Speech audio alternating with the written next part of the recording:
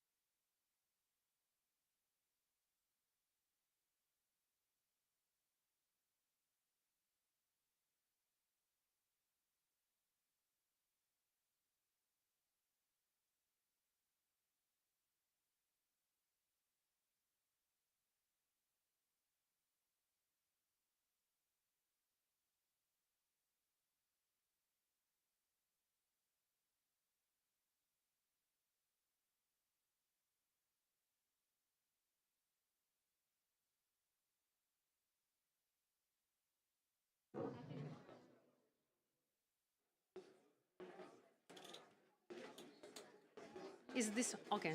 Yeah. Hello. Hello and welcome our very esteemed guests in our very cozy corner. And welcome to another very exciting and action-packed day at COP28.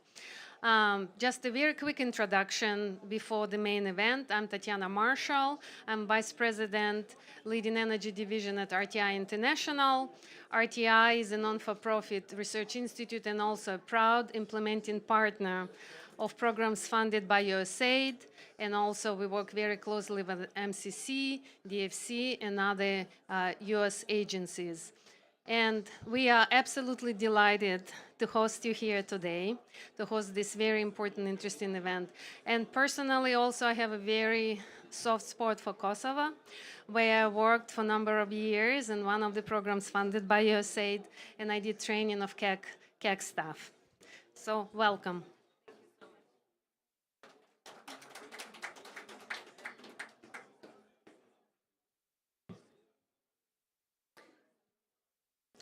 Well, good morning. Good morning. Good morning. Thank you all for joining us. Tatiana, thank you for that.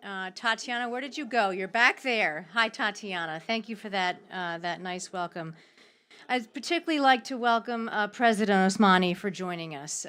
We are absolutely delighted you're here and look forward to hearing from you and having a chance to hear about all that your country is doing around climate. Let me start and kick us off with just a few sort of initial, what I'll call framing remarks. I think we all know that this is a decisive decade and a decisive moment for all of us in the whole subject of climate change, the climate agenda, and the fight that we have ahead of us. It is a decisive moment to take action if we're going to get on a pathway towards 1.5. This is the 1.5 pavilion. Many of you have heard what a number of things that the U.S. government is doing. The U.S. government is taking a leading role around the whole subject of climate change. Just to cite a couple of examples, recently we've passed the Inflation Reduction Act. It's the largest climate investment ever, and it advances the President's commitment to reducing greenhouse gases by a substantial amount. We take a whole-of-government approach, and throughout the conference, of course, you'll be hearing many examples, particularly at the U.S. Pavilion, about the things that the U.S. government is doing. MCC, my agency, is one of the leading tools in the U.S. government's toolkit to help combat climate change. This very much fits within our mandate. Our mandate is to reduce poverty through economic growth, and given where we are, and given how closely linked poverty is with the impacts that countries face in the face of climate events and the challenges to growth, it is very much in our mandate to work very deeply on climate change. So we must help our partners support resilience and facilitate their transition to a lower carbon economy. In light of all this, MCC took on some very important climate commitments in 2021. We decided to invest in climate-smart development and sustainable infrastructure, to see that at least 50% of our activity would be climate-related, to integrate climate into our various analytical tools, to leverage how we work on policy and institutional reforms to help on climate, and to expand and deepen our partnerships to help encourage private finance to come join us, and to also look at some of the footprint issues we have in our headquarters. Where are we against these commitments? I'm very pleased to say that we are making significant progress on expanding and deepening all of our efforts across many dimensions of our work on climate. We've invested $1.3 billion in 2023 alone, and we expect to do another $500 million by 2025. And if you look backwards, since 2022, we are working altogether on 14 programs that range everything from mitigation to adaptation across a wide range of sectors, from water, drainage, and sanitation, to energy storage, to transportation infrastructure, and beyond. These efforts create tangible impact in three ways. First, we build high-quality, sustainable infrastructure. Second, we accelerate private sector investment for climate.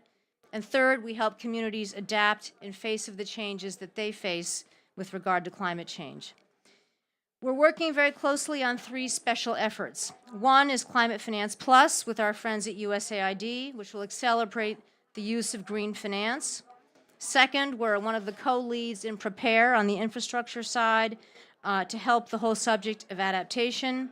And third, we're part of JETP in our work in Indonesia, which may be used in part for decommissioning. In closing, I'd like to cite two very important examples. First of all, I'm very pleased to announce that just recently we signed a $500 million compact with Mozambique. And this includes an $140 million component called the Coastal Livelihoods and Climate Resilient component. It will restore fisheries, mangroves, and support the ecosystem in Mozambique, amongst other things. And then second of all, it is my great honor to have with us President Osmani, a wonderful partner of MCC. MCC has been working with Kosovo for a number of years on a number of aspects of the climate change agenda. First of all, we've just concluded about a year ago a $49 million threshold agreement which works on various regulatory and market gap issues, and it turned out to be a very, very successful effort between us. And that we've just embarked on a $202 million compact to help with battery storage, which will help Kosovo through its just energy transition. But I'm not going to say more because I don't want to steal the thunder from President Osmani. But working both in Kosovo and Mozambique are true examples of how MCC does its work, and everything from looking at policy issues, institutional issues, finance issues, and how we can help countries build infrastructure that will be more sustainable in the face of climate change. So with all of that, let me stop. Let me welcome President Osmani, my dear friend and our wonderful partner, to the podium, and congratulate you for all the work you're doing around climate change. Thank you.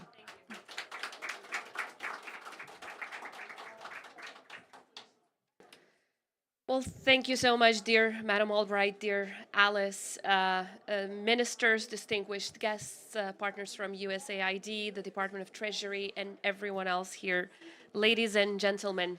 As you've heard so many times these days, in the face of the ever-growing climate challenges, we must find the best ways to prevent, to innovate, as well as to adapt.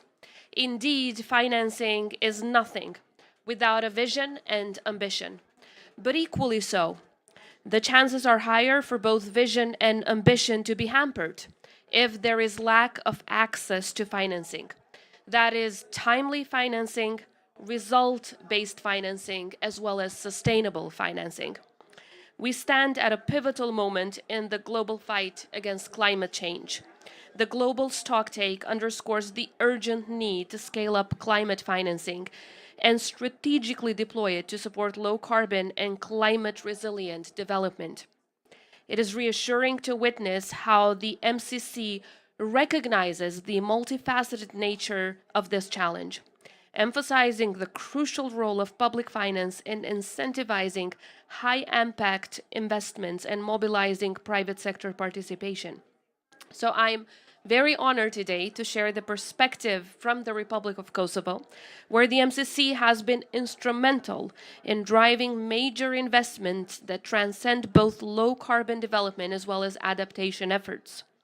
In Kosovo, the MCC has played a transformative role, really a transformative role, showcasing how values-based partnerships and common objectives can actually lead to projects and investments that directly contribute to addressing the climate-posed challenges in life-changing ways.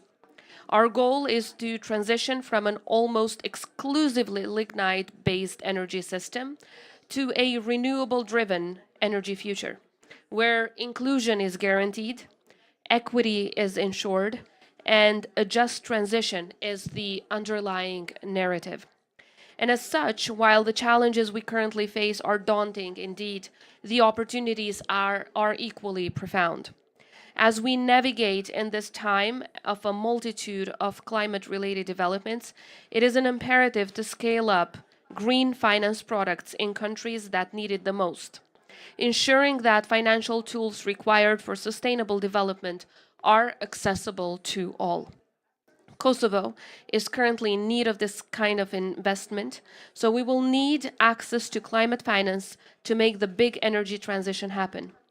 Your presence in our country is the clearest indicator that you have comprehended the urgency of equitable and inclusive financing. It is therefore high time that this premise turns into the underlying feature of the biggest multilateral climate funds as well, and equally so of the funds and supporting mechanisms directly deriving from COP28. Unfortunately, this has not been the case so far because Kosovo has been outside of the access of these multilateral funds. However, the MCC was there. The MCC was there for us to make sure that the words, "no one is left behind," are words put into action. As I often say, climate change is one of the problems without passports. It knows no boundaries and it stops at no borders.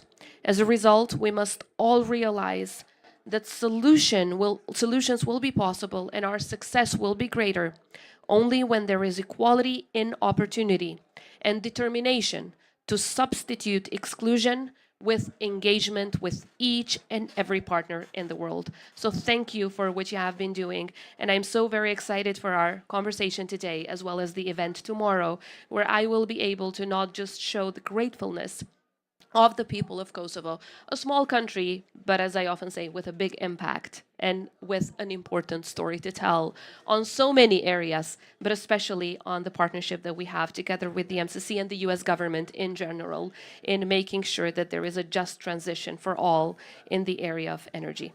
Thank you.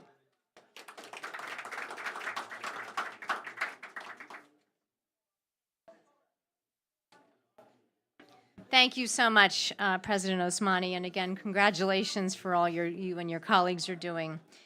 I'm now going to invite our esteemed panelists up to join me here.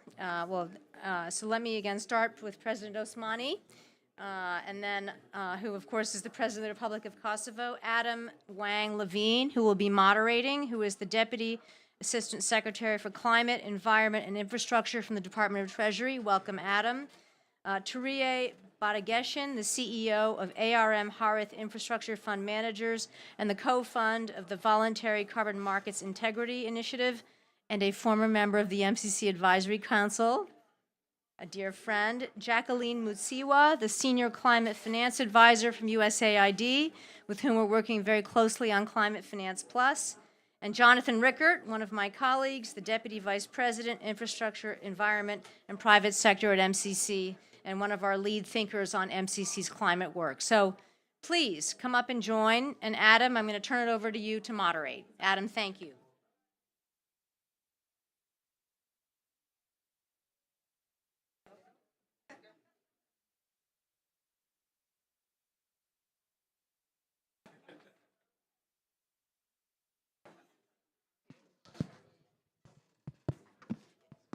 Thank you, Alice, for the kind introduction.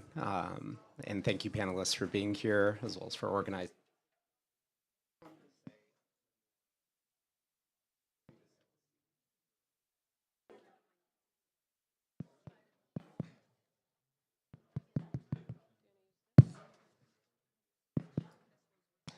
You want to take turns?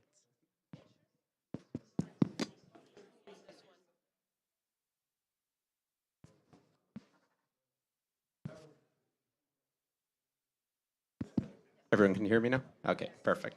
All right. I just wanted to thank you, Alice, for those remarks and the kind introduction, as well as for hosting this opportunity to talk about what I think is on all of our minds about how we need to bridge the climate finance gap.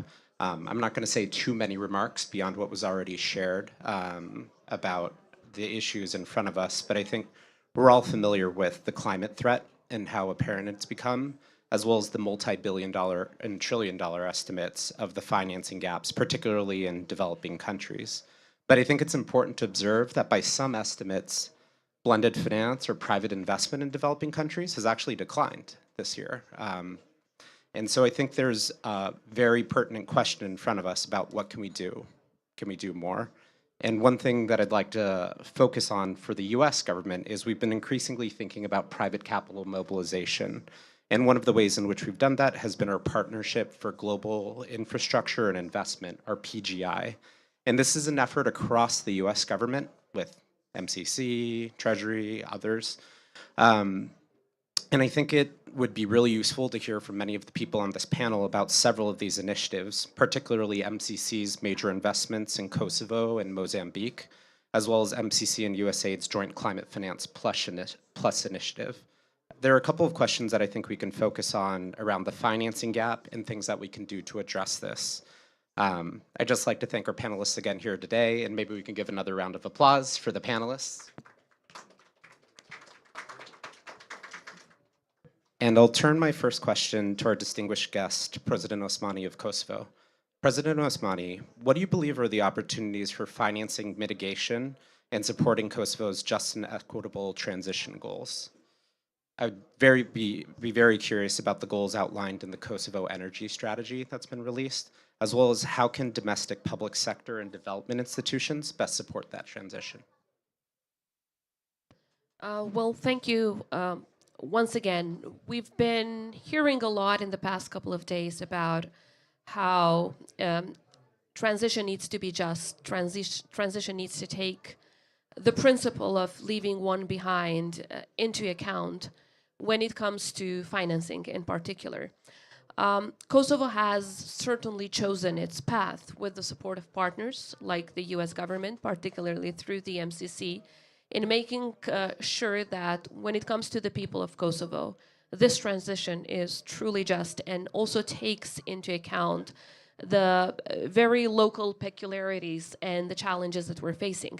So, of course, the choice that we have made is a green choice, is one that would lead this transition towards renewables and break away from an entire reliance on a coal-based energy.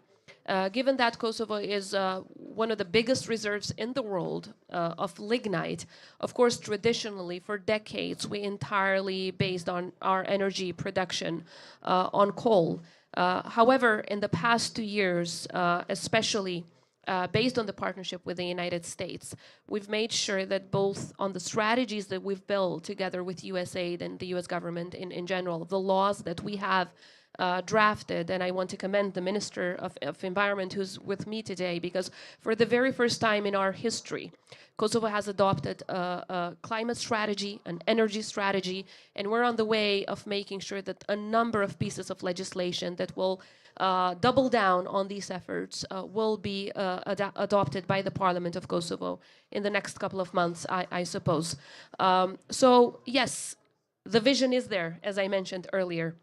But in order to handle mitigation, in order to handle adaptation, and in order to be successful in this vision, we will need the continued support of partners and allies. Now, because Kosovo is not a member of the United Nations, we have not had access to the UNFCCC funds so far, nor the Loss and Damage Fund, which was, as we heard the first day, unlocked. Unfortunately, although we hear the UN talking about all of the nice principles that sound nice, when it comes to practice, when it comes to putting those words into actions, we see the opposite. Which is why in Kosovo we've been trying to find ways to access funds bilaterally or alternative funds that are not necessarily under the umbrella of the United Nations. There are many of those. For example, about 2 days ago, the US government, together with the UAE, introduced a new pledge and a new partnership when it comes to finance opportunities to deal with the methane challenge. So of course Kosovo is also affected by that, and upon the suggestion of Secretary Kerry, when I met him 2 years ago, we also joined the Global Methane Pledge. But we will need to go beyond just joining pieces of paper and strategies, and in order to really introduce mechanisms but also implement what we are adopting in these strategies, we will need the financial support of our partners. So it is because of the support that we continuously receive from the US government that we've managed to invest in renewables. More than 200 million of support from the MCC has been transformative. It's actually the biggest investment in the energy sector in recent history in Kosovo, at least for decades. So practically nothing had been invested in our energy sector until now since Yugoslavia. So you can imagine how this sector was really left behind. And for that reason, we're so very grateful how the MCC will focus on renewables through the big battery storage project, which will be, as I said, transformational, not just for Kosovo, but I would say for the region. Secondly, when we talk about leaving no one behind, I don't only talk about finances. I mean leaving no one behind in every single sense. So I really insisted while we were negotiating the compact with the MCC that there is a particular focus for women. We need to make sure that women are included not just in decision making, but also in implementing every single strategy that we have in turning from coal-based energy to renewables. And for that reason, the second most important component of the MCC project in Kosovo is, of course, based on building skills for all, but with a particular focus on women in energy.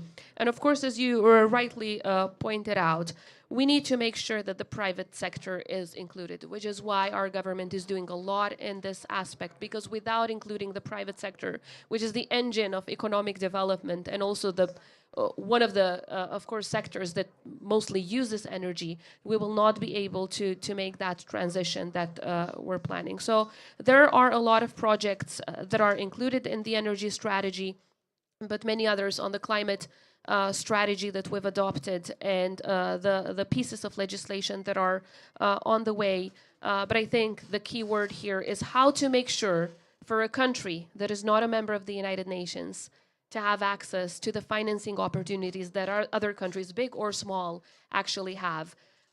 When there is so much commitment and so much ambition for a country, it needs to be met with support. And so far, I'd say, of course, we've seen that support from the United States. We need to see it from other partners. We've had a very encouraging conversation yesterday with the president of the UAE, who made sure by inviting the Republic of Kosovo with the highest level of representation to COP, the very first time in our history, actually, they gave us a voice and an opportunity to ask for that support. So we need to make sure that we increase the number of partners in this very important endeavor. That makes a world of sense. And thank you for those remarks, President Osmani. John and Jacqueline, I'd like to turn the next question over to you. I think we've heard various references to MCC and USAID's launch of Climate Finance Plus and how it could scale up green finance products. I was wondering if both of you could describe why this is an important initiative and what progress there's been. Jacqueline, I might invite you first to give remarks.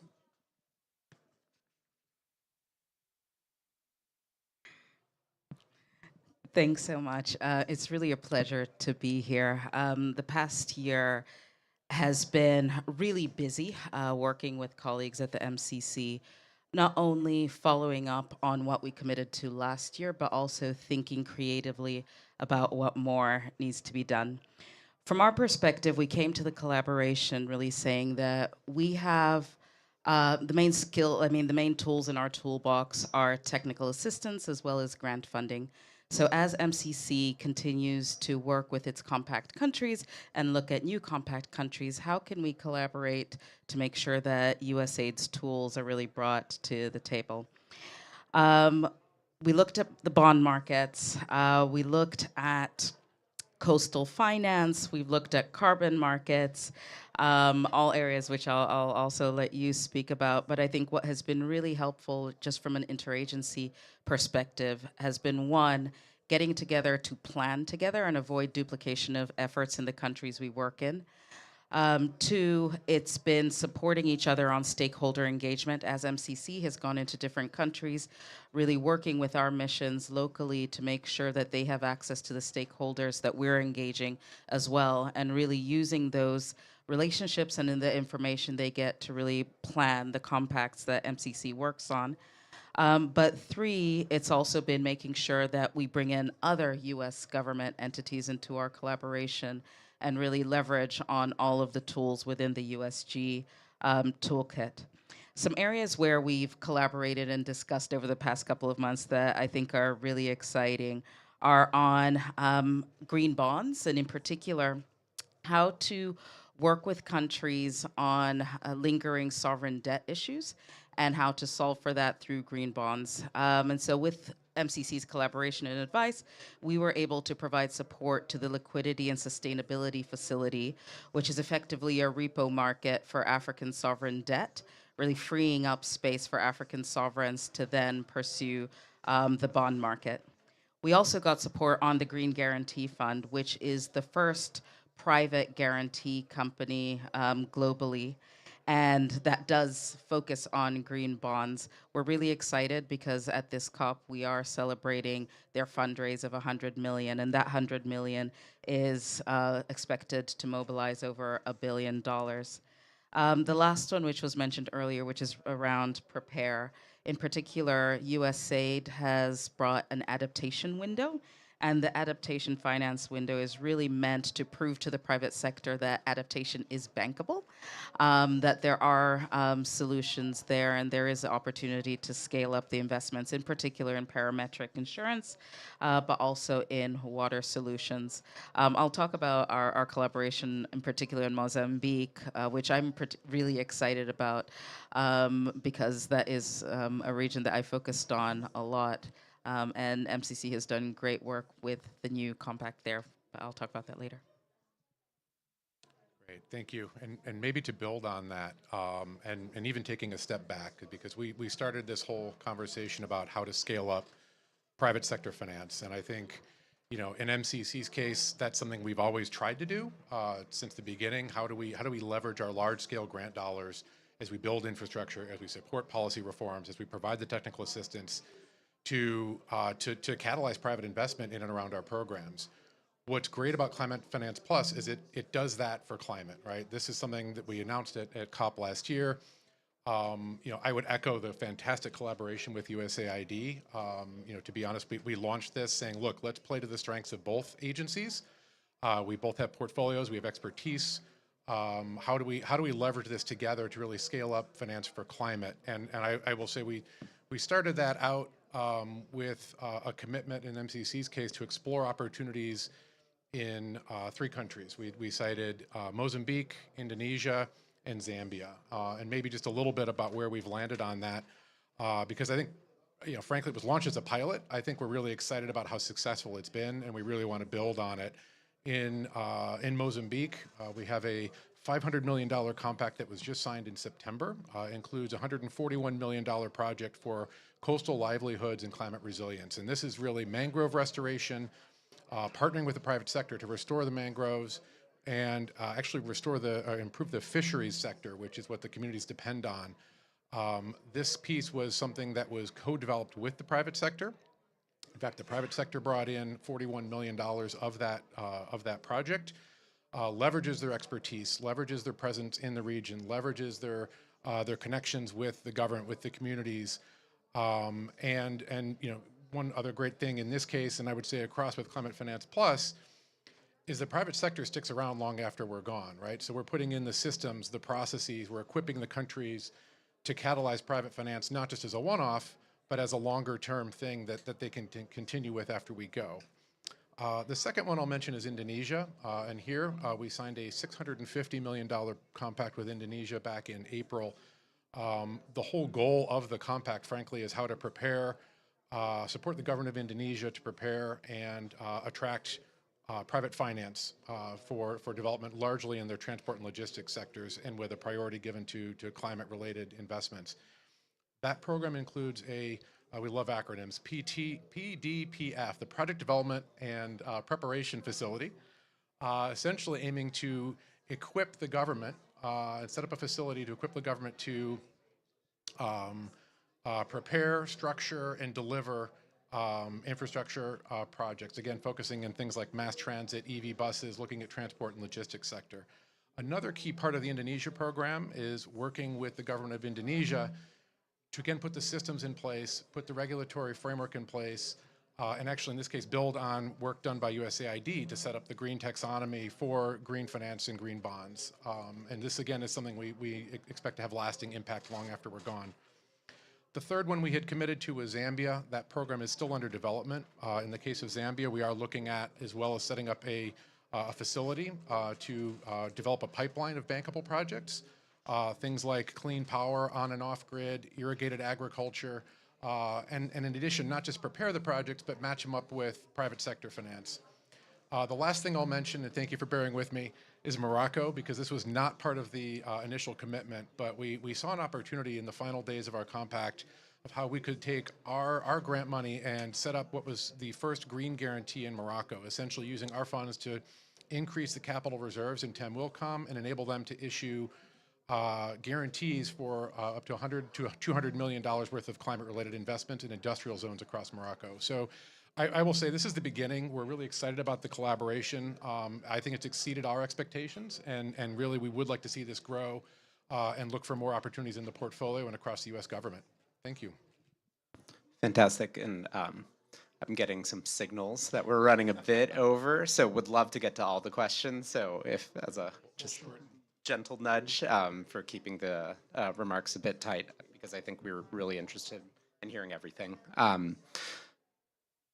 Thierry, I'd be very interested in hearing from you in the next question. I think you heard in the previous remarks from MCC and USAID some references to nature-based solutions around mangroves and others. And I think there's been a lot of discussion about voluntary carbon markets as well, which I know you have some experience with. And I think there's a lot of discussion about they could be a pretty powerful tool, but they obviously come with some complications as you think about some of the challenges or potential obstacles. And I was wondering if you could speak a little bit to those opportunities and challenges and how we can more confidently implement and scale these efforts. Thank you. And indeed, voluntary carbon markets are one tool, and we always need to emphasize that There is a broad finance requirement involving multiple actors, multiple solutions, and voluntary carbon markets can significantly contribute to climate finance. It has been a tough year for voluntary carbon markets, lots of criticism, lots of bad stories, and it's really disheartening because we aren't meeting our climate goals, as we're seeing from the general stock take. And at the same time, there's this great need for increasing amounts of climate finance. And VCMs are definitely a way to combine those in that regenerating mangrove, improving renewable energy solutions, clean cooking, reforestation, are all ways for us to meet the goals. We have increasing climate ambition from corporates globally to meet net zero. And the reality is that they're going to need VCMs as part of those net zero commitments. And there's a great way to channel capital from those organizations to where it's needed. Developing economies that are actually they're a lot of the forests and a lot of the renewable energy opportunities are in those markets. So it's an exciting space, but in order for us to build the confidence in the markets, I think there's a little bit of a confidence a gap right now. And a lot of that is coming from a loss of trust. And I think my organization, which I co-chair, the Voluntary Carbon Markets Integrity Initiative, is focused on building integrity in voluntary carbon markets. And what we're seeing is that we cannot scale without integrity, because integrity is what drives trust. But what is integrity? People throw out that word all the time. And we've been working over the last 2.5 years to define the guardrails for integrity, so that when buyers are using carbon credits, they won't be accused of greenwashing. So the primary and most simple issue is you've got to be decarbonizing. You can't use carbon credits to continue business as usual. You've got to be along a downward trajectory to be part of this journey. And at the same time, on the supply side, lots of criticism about benefits and how much of the carbon credit proceeds really go to the communities and to those that are on the ground, and the risk of the middleman and the crowding out of value and all of that. And so a lot of work's being done by ICVCM, which is they focus on the integrity side of supply and the quality of supply. And we have a very close working relationship with them because ultimately a healthy market has two sides. And so there has to be that handshake, so there has to be end-to-end integrity. But the challenge is, you've heard me say just a few acronyms, and there are probably 50 more acronyms in the carbon market space, and that also needs work. We've got to collaborate across those acronyms. We've got to have interoperability, and there are a lot of organizations that are committed to this space. A key foundational criteria is being on a science-based target.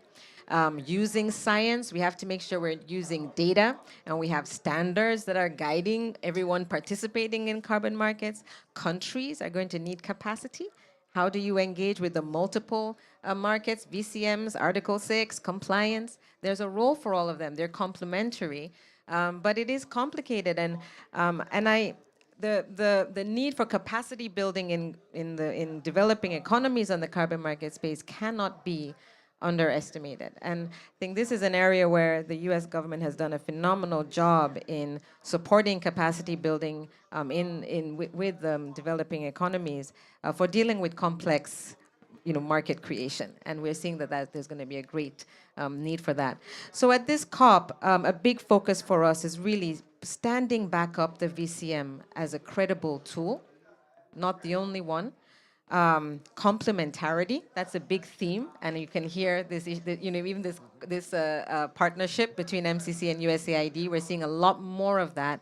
We can't all work in silos anymore, because that is actually what's driving our failure. And so we're looking forward. You're going to be seeing a lot of work on VCMs today, a lot coming out on VCMs today. But we're hoping that we can get there. Complicated market, but it's a great toolkit, and we hope to see more here. Thank you for that. For the next question, I'd like to ask both President Osmani and John to speak to this. I think we've been hearing a lot at this COP about the importance, I think rightly, of a just transition as we think about some of what we're talking about. And I was wondering if you could speak to how climate finance solutions can incorporate and be driven by local contexts, and also how can the private sector be incorporated into that? President Osmani, I'd also like to invite you to maybe start.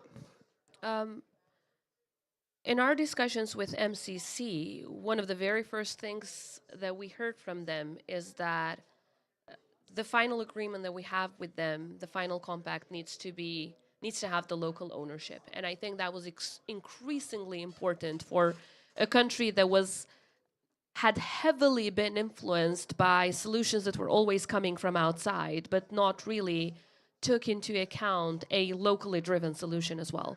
So I think it is extremely important to incorporate local perspectives, because when talking about climate action, those that are affected the most are the local communities. In our case, in Kosovo, it's mostly floods. So we need to think on how to have solutions that will first of all save lives, because we've had loss of life as well. And secondly, solutions that will prevent also damaging one of the most important sectors that keeps our economy alive, which is agriculture. So the climate change has been causing a lot of damage in our region in general, but also in Kosovo, in those two main aspects. So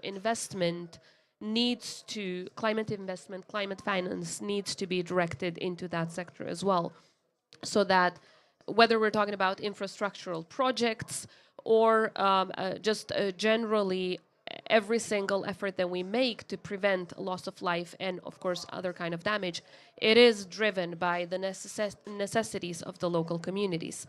I think that by prioritizing community engagement, we also make sure that there is local community engagement, that there's more private sector engagement. And in that sense, we've been working together with the private sector to listen to their voice as well, so that the solutions that are prioritized are such that would also make sure that there are long-lasting solutions, rather than some quick fixes that might sound nice at the beginning but are not really taken into account or recognizing the focus of the frontline communities.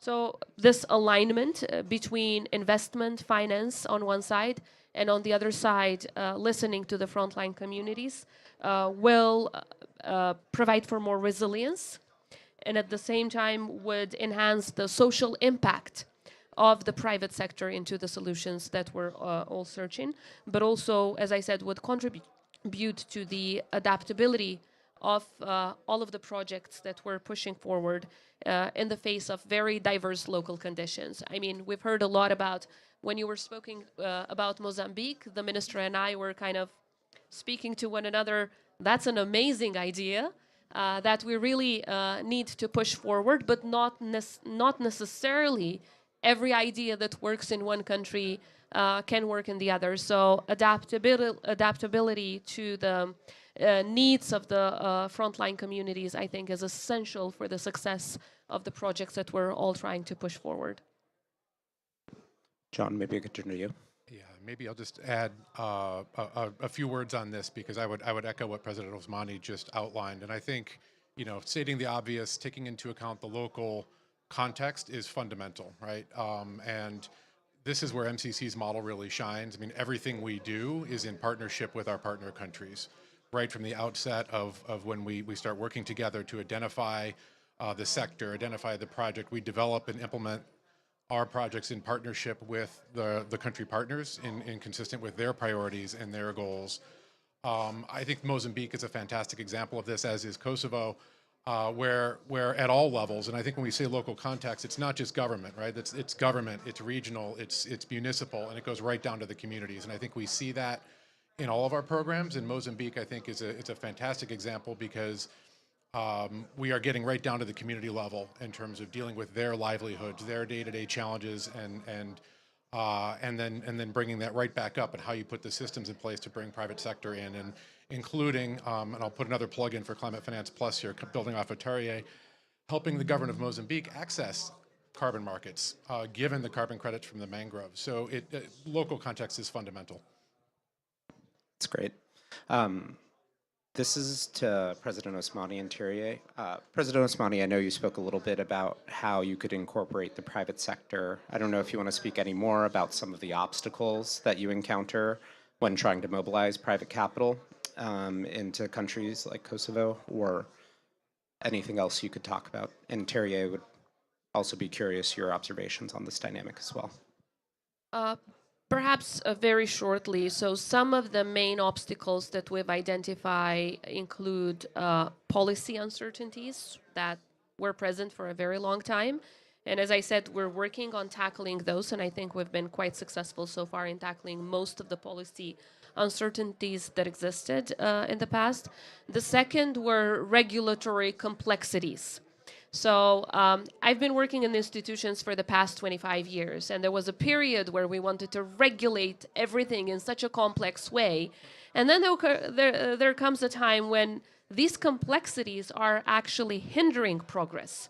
So we're working on making some of these complexities less complex in terms of regulations and more open to the private sector so that they can actually think about and understand how rewarding it can be for the private sector to actually invest in green, renewable energies and in sustainable infrastructure and other kind of green technologies.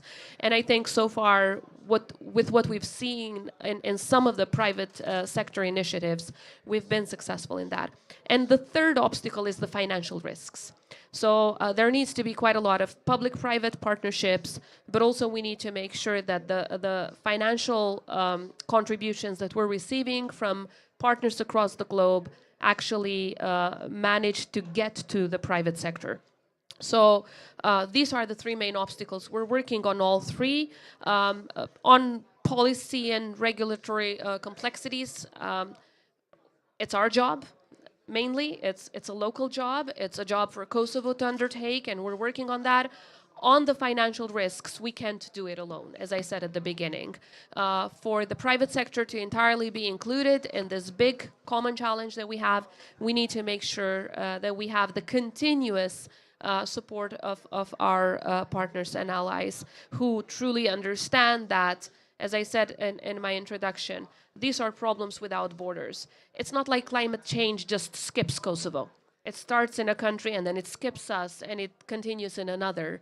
And it is essential that everyone understands that to support us with the means that we need at this very critical juncture. But as I said, it is very important to identify sectors where the rewards for climate-aligned projects are very big.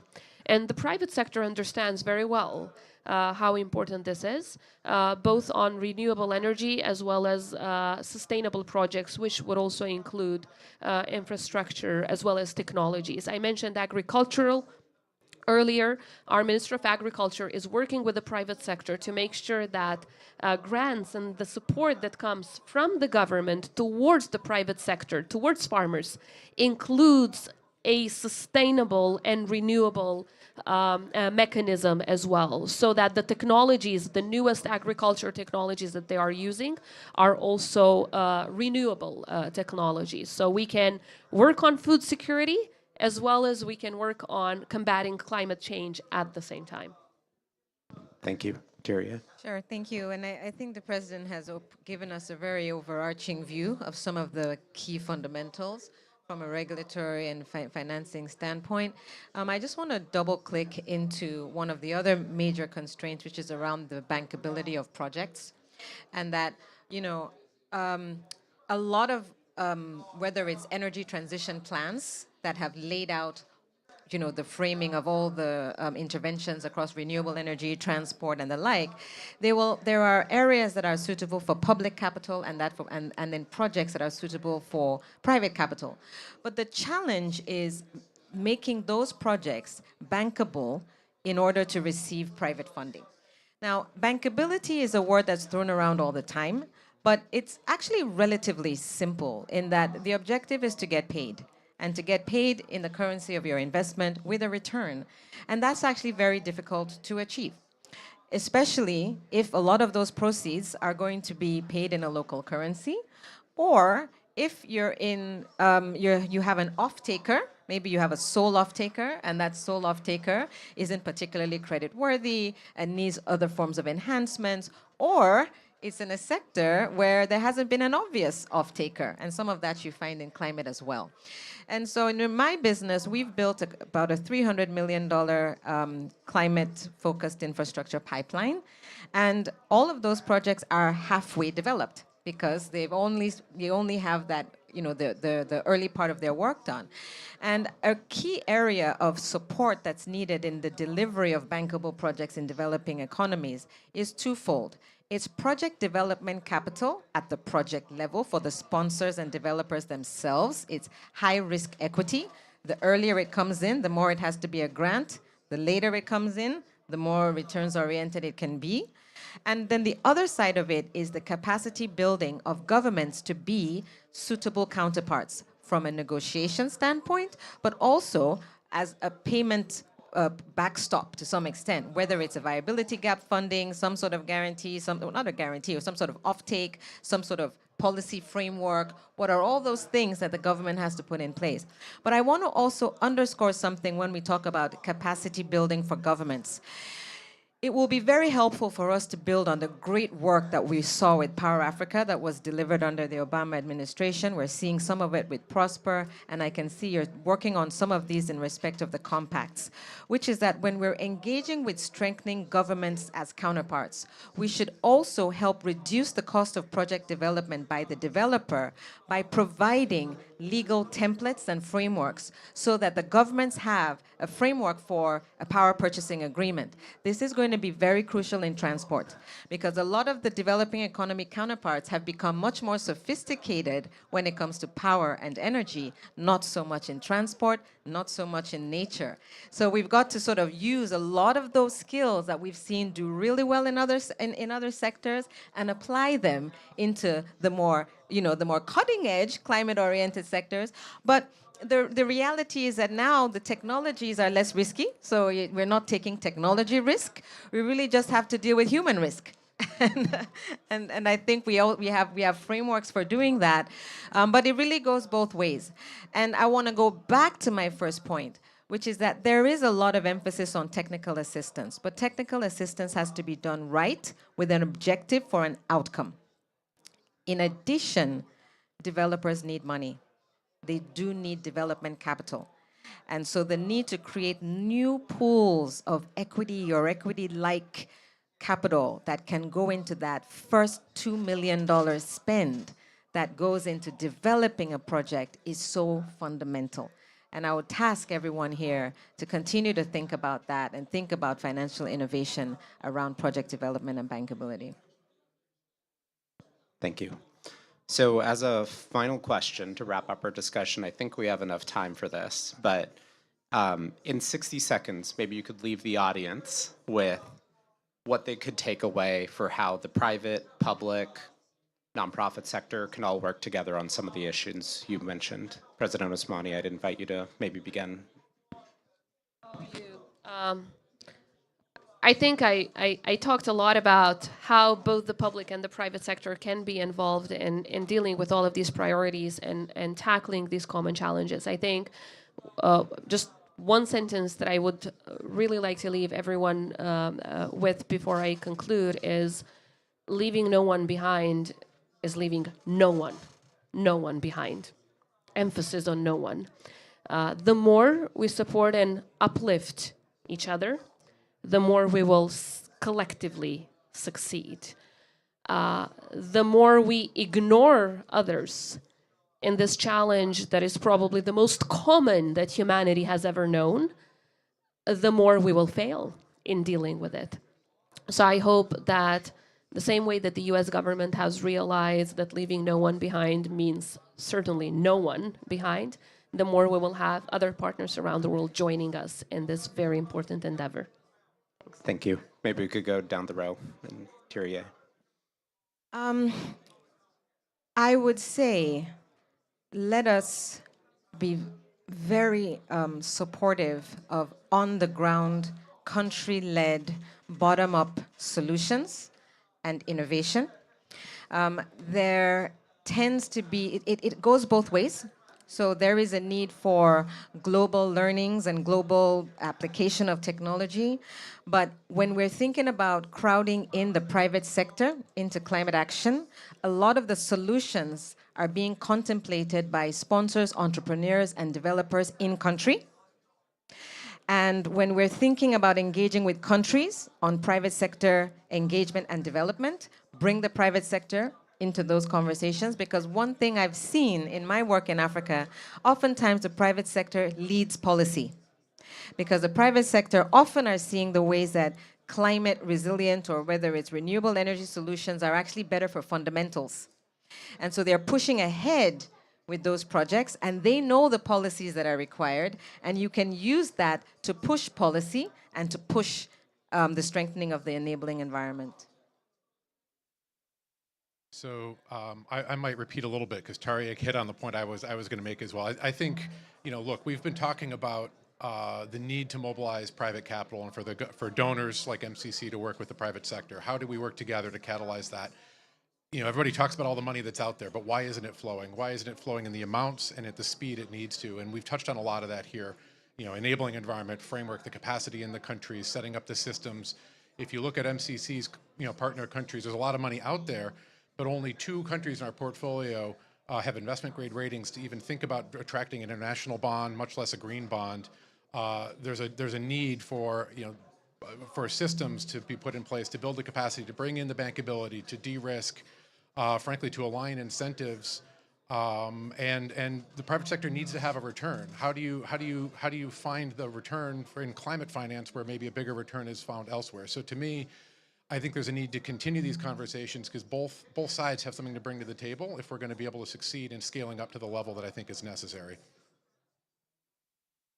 Thanks. I think just to conclude on your point of return, this morning we announced a blended finance facility collaboration of USAID, the State Department, as well as Denmark, where us 3 as donor partners contributed a total of $30 million that we expect to mobilize $1.4 billion. So from a return and innovation perspective, there is financial innovation there within the climate sector. There are partners like us that are providing first loss grants and that are structuring facilities to tackle the energy transition in countries around the world. My second point is around collaboration. It's really important for us to work together across sectors, but also within that collaboration, just highlighting what Taria said, to focus on the partners that we're working with locally. USAID has a localization strategy, and we work with our partners on the ground to make sure that the development work we're doing is actually focusing on their needs. The last I'll say is around we need to be bold. I think a lot of times we just shy away from where problems are. And so when we talk about voluntary carbon markets, for instance, despite all of the controversy, despite all of the uncertainty, it's one of the areas that we've identified as one of the key levers for the partners that we work with to generate climate finance. And so in our case, our main focus is on integrity, transparency, and equity, and really making sure that we work with structures such as the Africa Carbon Markets Initiative, as well as local governments to make sure, at least in Africa, African governments benefit from the carbon markets. And with that, I will just say I'm really excited about the Planeta activity that USAID is doing with MCC, that is a carbon markets facilitation platform that does include an aspect of technical assistance, but ultimately seeks to have greater transparency of carbon markets within the case of Mozambique. Thank you.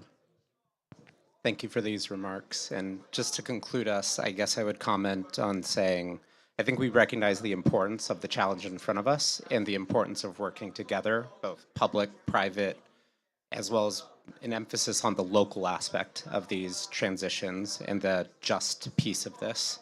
And I think we at the US government obviously have a number of initiatives that we can build on, but President Osmani, in line with what you said, there's a lot more that could be done, not just within the US government, but the global community.